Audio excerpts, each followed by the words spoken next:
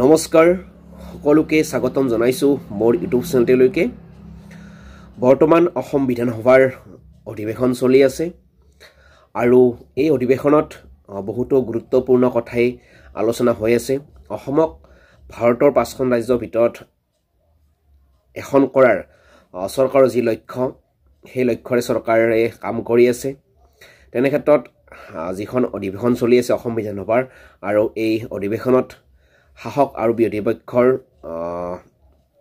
বহুতো কথাই আলোচনা হৈ আছে বিভিন্ন দিশৰ ওপৰত।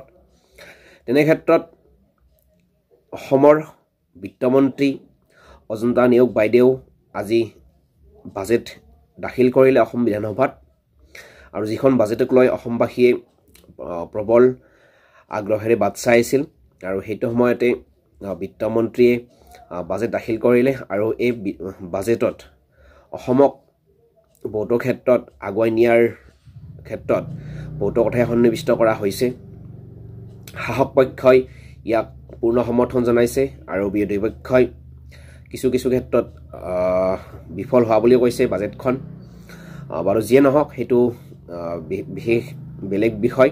কিন্তু আজিৰ এই ভিডিঅ'ৰ জৰিয়তে এটা খুব গুৰুত্বপূৰ্ণ বিষয় আলোচনা কৰিব বিচাৰিছোঁ। আপোনালোকে কমেণ্টছ কৰিব, আপোনালোকৰ নিজৰ মতামতবোৰ আগবঢ়াব।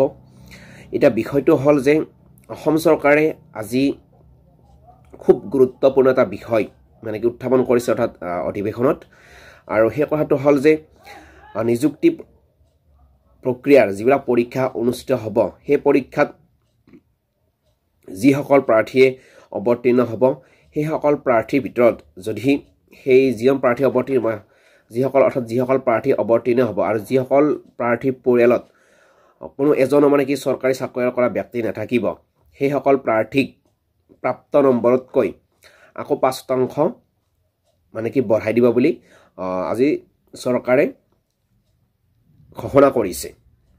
এইটো এটা মানে কি ভাৰতবৰ্ষৰ যিকেইখন ৰাজ্য আছে হয়তো এইটোৱে প্ৰথম হ'ব চাগে, যদিহে এইটো কাৰ্যকৰী হয়। নেজানো বাৰু, তথাপিতো এইবাৰে শুনিছোঁ যে যিসকল মানে কি প্ৰাৰ্থী মানে নিযুক্তি প্ৰক্ৰিয়াৰ কাৰণে পৰীক্ষাত অৱতীৰ্ণ হ'ব, আৰু সেই প্ৰক্ৰিয়াত বা সেই পৰীক্ষাত যদিহে কাৰোবাৰ চৰকাৰী চাকৰি নাথাকে পৰিয়ালত কোনো এজনৰে, সেই প্ৰাৰ্থীজনে তেওঁ যিখিনি নম্বৰ পায় সেইখিনি নম্বৰতকৈ 5% নম্বৰ মানে কি চৰকাৰে অতিৰিক্তকৈ দিব। আৰু যদিহে চৰকাৰী চাকৰি থাকে কোনো এটা পৰিয়ালত, আৰু সেইখন ঘৰৰ পৰা বা সেইটো পৰিয়ালৰ পৰা যদি কোনোবা প্ৰাৰ্থীয়ে পৰীক্ষা দিয়ে, তেওঁ কিন্তু সেই 5% নম্বৰটো নাপায়। অৰ্থাৎ যাৰ চাকৰি নাথাকে, সেই চাকৰি নথকা পৰিয়ালৰ পৰা কোনো প্ৰাৰ্থী যদি পৰীক্ষা দিয়ে, তেওঁ মানে কি 5% নম্বৰ অতিৰিক্তকৈ পাব।